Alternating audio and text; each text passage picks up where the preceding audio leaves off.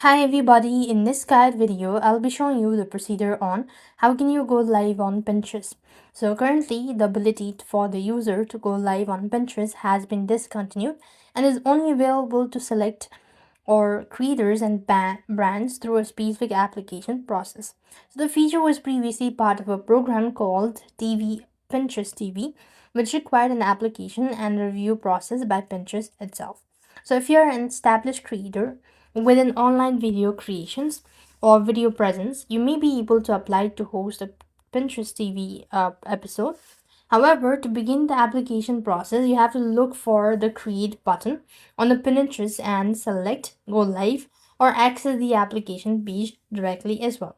And the application requires you to submit a short video of yourself and explaining why and why you want to host a live session on Pinterest. And Pinterest will recover or review your application to determine if you are a good fit for the live programming. They will accept your or reject your submissions as well. So this is what it's gonna do. I hope the video was helpful. Make sure to like, share, and subscribe. Thank you for watching. See you in the next video.